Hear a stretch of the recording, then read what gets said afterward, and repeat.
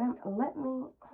Hey guys, welcome back to my channel. Today we are going to be doing the mid-year freak out book tag. I don't really know why it's called like a freak out, but that's what it's called. And who am I to question it, right? I didn't do all the questions because a lot of them do like 15 questions and I feel like that's really long. So I'm just going to be doing 13 questions. So without further ado, let's just get into it. Okay, so question number 1 is the best book that I've read in 2023 so far. And that for me is a no-brainer, my friends. Miss Emily Henry's Happy Place. This book honestly exceeded my expectations. This was the very first Emily Henry book that I've read. So this, I think, was like everyone's favorite who's read a lot of her books. But this book, guys, honestly, it's like an infinite stars out of 5.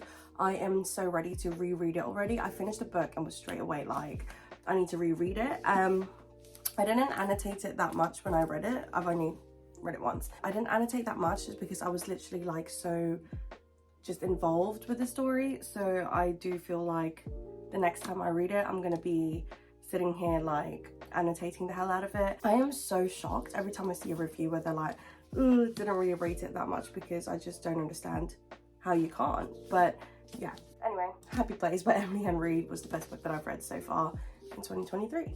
Okay, number 2 is the best sequel that I've read this year so far. I need to stop saying this year so far, everyone knows. So for this, I chose Ricochet by Krista and Becca Ritchie, which is book 2 of the Addicted series. Addicted series. A lot of people were like not a big fan of this just because there was a lack of a particular character in this book without kind of spoiling it. So I didn't know if I would like it, but honestly, I ate this up. And I don't know why I haven't moved on yet to book 3. I feel like I'm trying to prolong the series as much as I can because I'm so in love with the characters already. I actually even think this is the only sequel that I've read this year. I've started a lot of series, but I haven't continued past like the first book for the most part. So yeah, this is number 2.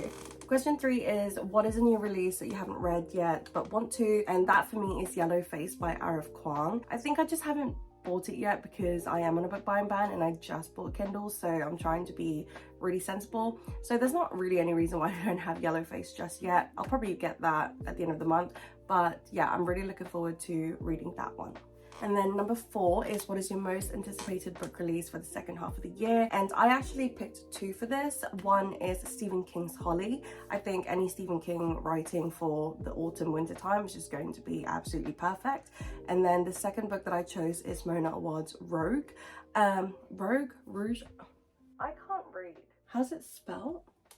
R-O-U-G-E. It's not Rogue, it's Rouge. I don't know anything about it, but because it's Mona Awards, I will read it because I love her. So yeah, those are my 2 most anticipated releases for the second half of the year. Okay, number 5, what is the biggest disappointment that you have read in the year 2023 thus far? There's me being like, I'm gonna stop saying that and then just proceed to say it anyway.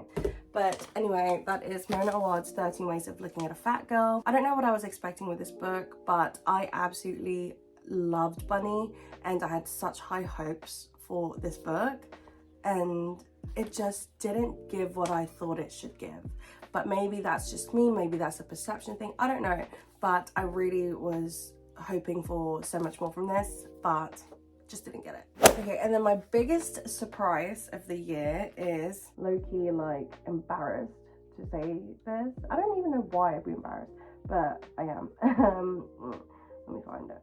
Ma'am, let me...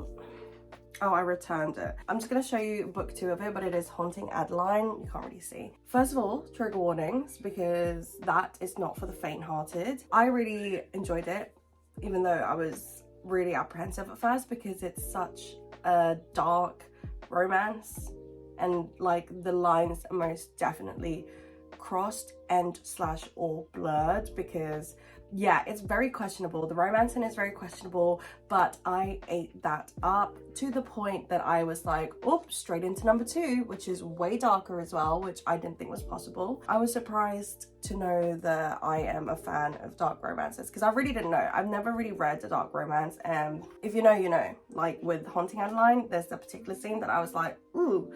but we powered through and I actually kind of enjoyed it. Next is a new favorite author, and that for me is Emily Henry. I've only read Happy Place and Book Lovers, and I love the way she writes.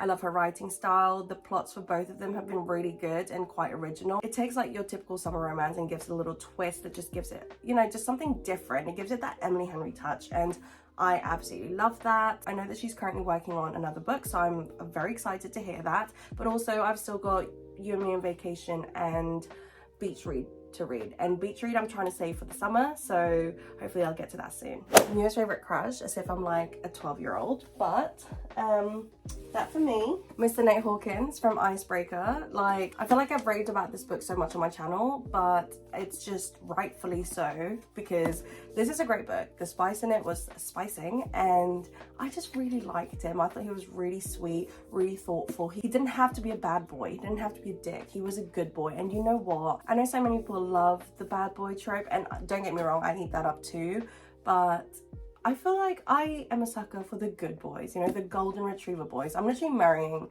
like a human golden retriever, so maybe that's why. But yeah, I don't know, I just really like Nate Hawkins, okay?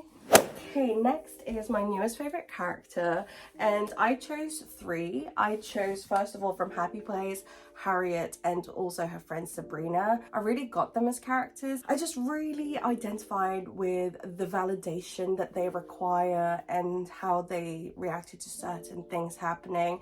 It was giving me. And also I picked Charlie Lastra from Book Lovers.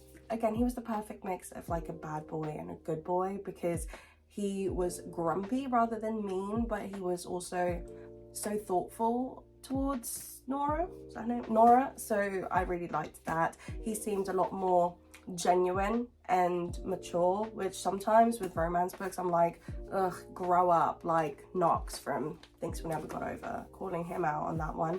But yeah. Okay, a book that made you cry. I'm sorry, but I'm gonna have to again say Happy Place. That just hit me exactly where it hurts, in the sense of, I don't know, there was a lot of it being in your like late 20s, early 30s. Everyone talks about the friendship breakups of after you finish school or after you finish college, but no one talks about like, not quite the friendship breakups, but it's like that growing up part that friends tend to have during like their late 20s, early 30s, where people are just so busy, and I don't know, like you want to still have that, you know, that kind of friendship where it's spontaneous and it's constant. But realistically, that's not how it works, kids. I'm 29, I'm 30 soon. You don't get to see your friends as often as you want to. Everyone is just so busy and people drift apart, and it's just really sad. And I'm going through stuff like that, and I've been going through stuff like that. And so maybe reading this book really made me feel a bit seen in that sense, but it just absolutely tugged at my heartstrings. And just the part where, oh, I can't even talk about it, but her bargaining, if you've read Happy Place, you know what I'm talking about, her bargaining with the universe, like I do that. And when I like read how she would be bargaining,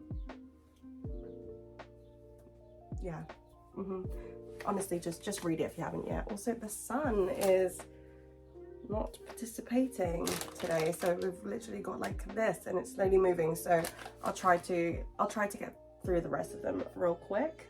Book that made me happy, because obviously we gotta have something like that. A really cute romance read that I actually really like just ate up was Lynn Painter's Mr. Wrong Number. I've not read Lynn Painter before. This is supposed to be like her first take on like an adult romance rather than a YA romance. And honestly, I loved her writing style. It was so easily consumable and was just so entertaining. And the characters were really cute. This was just a really fun time, honestly. Okay, we've got 2 more, guys. Question 12.